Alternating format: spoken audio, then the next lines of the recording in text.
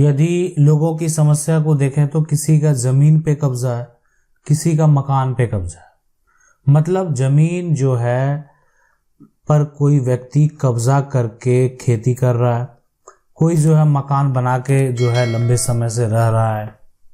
आखिर उस केस में ना अगर एक जो तय समय सीमा दिया गया है वो 12 साल का दिया गया है। मतलब 12 साल जो है ये आपका एक ऐसा समय सीमा है जिससे आपका मालिकाना हक जा सकता है ना, और आप जो चाहे तो मालिकाना हक जो है यानी एक तरह से पा भी सकते हैं। कोई व्यक्ति अगर चाहे तो वो पा सकता है।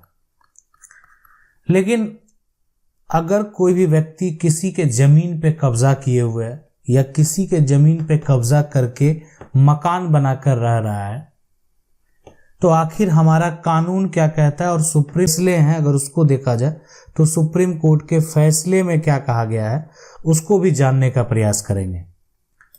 देखा बहुत लोगों के साथ जो ऐसा समस्या है ना कि उनका जमीन जो है कोई और, उनको पता है कि जमीन कब्जा किए हुए है और ना वो बोलने जा रहा है, उनका परिवार में खुद विवाद चल रहा है। बहुत सारे लोगों के साथ समस्या है कि मतलब वो दूसरे लोगों से क्या लड़ेंगे, वो खुद परिवार से लड़ रहे हैं। मतलब ऐसे लोग देखने को मिलते हैं जिनका विवाद आपस में परिवार के साथ है और उनकी जमीन जो है वो दूसरे लोगों के पास है। लेकिन परिवार में आपस में लोग लड़ रहे हैं लेकिन दूसरे से एकजुट होकर लड़ने को तैयार नहीं है। बहुत ऐसे भी मामले हैं। तो जमीन अगर आप किसी का भी कब्जा करके कोई रख रहा है, उपयोग कर रहा है, खेती कर रहा है, फसल लगा रहा है यहाँ पर, तो अब ये जब मामला कोर्ट में जाता है तो उस व्यक्ति को भी ये बात साबित करना पड़ता है कि ये जो है ना कि 12 साल से अधिक समय से वो व्यक्ति इस जमीन पे कब्जे में है। ठीक है। और जो व्यक्ति जो संपत्ति का मालिक होता है वो भी ये साबित करने में लगा रहता है कि कुछ दिन पहले मेरी जमीन को कब्जा कर लिया है। मतलब वर्चस्व दिखाकर कब्जा कर लिया है, दादागिरी करके कब्जा कर लिया है, मारपीट करके कब्जा कर लिया है। लेकिन आप ऐसा अगर आप किसी पर जो आरोप लगाएंगे तो आपको ये पूछा जाएगा कि FIR जो है आप किए कि नहीं, उस पर किसी प्रकार का कोई भी केस फाइल किए। जब ऐसा किया गया तो आपने किसी प्रकार का कोई केस फाइल किए कि नहीं किए। देखें एक तय समय सीमा है। समय सीमा ये हो गया कि अगर यहाँ पर देखें कि शुरू से लेकर 12 साल तक अगर मान लेते हैं कोई व्यक्ति आपकी जमीन को कब्जा किया हुआ है और आप ना तो कोर्ट गए ना उस व्यक्ति के खिलाफ कोई FIR दर्ज कराए, मतलब आपने कुछ नहीं किया, तो क्या होता है कि व्यक्ति को एक अधिकार हो जाता है। एक लंबे समय से बहुत सारे ऐसे व्यक्ति हैं कि जो 50 साल 100 साल से किसी जमीन पे कब्जे में है, तो व्यक्ति को एक अधिकार ये हो जाता है कि वो उसको जो है आप हटा नहीं सकते हैं, आप जबरन नहीं हटा सकते। पुलिस प्रशासन के द्वारा उसको जबरन नहीं हटाया जा सकता, इसलिए कि अब वो जो है कानूनी प्रक्रिया के तहत हटाया जाएगा। मतलब ये तो होगा ही कि देखें जिसकी संपत्ति है वो संपत्ति तो वापस मिलना ही है। बस जो कब्जा करने वाला है उसको भी एक अधिकार है कि वो भी अपना मालिकाना हक का दावा के लिए कोर्ट जा सकता है। अब डिपेंड करता है कि ये कोर्ट का फाइनल जजमेंट क्या होता है। ठीक है। बहुत सारे ऐसे मामले हुए हैं जिसमें क्या हुआ है कि ये जमीन पर कब्जा जिसका था, है ना, कब्जा जो है करने वाला जिसका भी कब्जा था, कब्जा जो कर रहा था और जो जमीन का मालिक था, है ना, तो मालिक क्या किया कि मालिक इसको बेच दिया, है ना। और ये मामला जो है सुप्रीम कोर्ट में, आप हमारे प्लेलिस्ट में जाएंगे, जजमेंट जो है स्टोरी हम बताए हुए हैं तो वहां पर आपको देखने को मिलेगा। तो मालिक क्या किया कि जमीन को बेच दिया और जो खरीदा वो तो जमीन अपना ढूंढेगा, इसलिए कि अब वो उसका सारा डॉक्यूमेंट जो है वो रेडी है। तो देखा कि जमीन पर कोई व्यक्ति जो है अवैध कब्जा किए हुए है, तो कब्जा जो है खाली कराने के लिए जो है कोर्ट गया। और आपको बता दें कि अगर जो कोर्ट का प्रक्रिया शुरू हुआ है तो जो कब्जा करने वाला है वो जो है वो हाई कोर्ट में भी केस जीत गया था।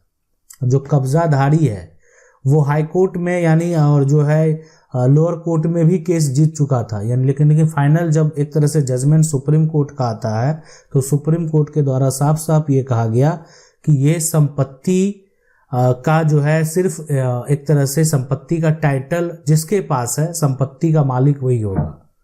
मतलब संपत्ति पर जिसका नाम दर्ज है संपत्ति का असली मालिक वही होगा, ना कि संपत्ति को सिर्फ जबरन कब्जा करने वाला संपत्ति का मालिक बन जाएगा। लेकिन संपत्ति पर कब्जा करने वाले के लिए भी हमारे देश में कानून कि अगर आप लंबे समय से आप संपत्ति पे कब्जा करके बैठे हुए हैं तो आप मालिकाना हक का दावा कर सकते हैं। ये जो आप मकान टूटते हुए देख रहे हैं ना, ये हाईकोर्ट के आदेश से जो है ना ये टूट रहा है। ये आप देख रहे हैं कितना सुंदर मकान बना हुआ है, लेकिन एक बार हाईकोर्ट का आदेश आया और ये मकान को तोड़ा जा रहा है। क्यों? क्योंकि ये अवैध निर्माण है, ये गलत तरीके से बनाया गया है, ये गलत जमीन पे बनाया गया है। तो जब एक बार कोर्ट का आदेश आ जाता है तो उसके बाद जो है कहीं कुछ रुकना नहीं है। अब लेकिन सवाल होता है कि मकान वाले केस में क्या होता है और जमीन वाले केस में क्या होता है कि आखिर मान लेते हैं अगर हम एक यहाँ पर ये करें कि कब्जाधारी जो है वो अपना प्रॉपर्टी को बचाने के लिए क्या कर सकता है, या कब्जा जो एक तरह से कोई खाली करवाना चाह रहा है तो उसके लिए क्या क्या कर सकता है। देखें, जो कब्जाधारी है, कब्जा करने वाला है, वो अपना कब्जा अगर बचाएगा इस केस में तो आसपास के जो अगल बगल के प्लॉट वाले हैं, जैसे ये जो जमीन है इस प्लॉट के जो मालिक हैं वो आपके पक्ष में अगर गवाही देते हैं, ठीक है, आपके पक्ष में गवाही, तो ये मायने रखता है कि आप लंबे समय से जो है इस जमीन का उपयोग कर रहे थे। ठीक है, आप इस जमीन पर जो है या आपके उनके जो पूर्वज हैं आपको जमीन जो है उपयोग करने के लिए, गुजर बसर करने के लिए बहुत तरह के जो है एक तरह से अपना पक्ष रखने का लोग प्रयास करते हैं, आपको दिए हैं। तो ये प्रक्रिया होता है। दूसरा, मान लेते हैं कोई व्यक्ति क्या किया, मकान बना लिया, संपत्ति पे मकान बना के रह रहा है, तो मकान बना रहा है तो प्रूफ देगा कि ये 12 साल से अधिक समय से रह रहा है, तो उसके लिए मान लेते हैं लंबे समय से इसके पास एक बिजली का कनेक्शन होगा, इस लोकेशन का एड्रेस होगा, राशन कार्ड होगा या अन्य जो भी डॉक्यूमेंट है जिससे ये प्रूफ हो सके कि इस लोकेशन पर आप जो है एक 12 साल से अधिक समय से रह रहे हैं, तब आप मालिकाना हक का दावा कर सकते हैं कोर्ट में। देखें, ये तो फाइनल जजमेंट के ऊपर डिपेंड करता है कि आपके पक्ष में फैसला होता है या मकान तोड़ने का आदेश होता है। यानी ये भी हो सकता है कि आपका अगर मकान बना हुआ है और अंतिम फैसला के बाद आपका मकान तोड़ने का भी आदेश जारी हो सकता है। ठीक है, तो ये पूरा इस प्रकार का प्रक्रिया होता है, इसलिए कि बहुत सारे ऐसे मामले में हुए हैं जिसमें भी कोर्ट के द्वारा जो है मकान को हटाने का, अतिक्रमण को हटाने का आदेश दे दिया गया है। देखें, अगर हमारे देश में कानून की बात करें, जो लिमिटेशन एक्ट है ना, लिमिटेशन जो एक्ट है 1963 के तहत जो है कोई अगर मान लेते हैं निजी संपत्ति है, तो निजी संपत्ति के लिए जो समय सीमा दे दिया गया है ना, वो कोई भी निजी संपत्ति है तो 12 साल है ना। और अगर कोई मान लेते हैं कि सरकारी संपत्ति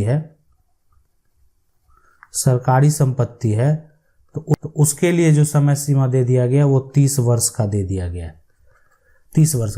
तो मतलब क्या, कोई निजी संपत्ति पे 12 साल से अधिक समय से पर रह रहे हैं, और सरकारी संपत्ति पे 30 साल से अधिक समय से अगर आप रह रहे हैं, मतलब सरकार पे भी आप अपना दावा जो है वो पेश कर सकते हैं। अगर मान लेते हैं सरकारी जमीन पे आप लंबे समय से कब्जा में हैं और अब आपको हटाया जा रहा है, तो आप जो है कोर्ट जा सकते हैं, अपने अधिकार का दावा पेश कर सकते हैं।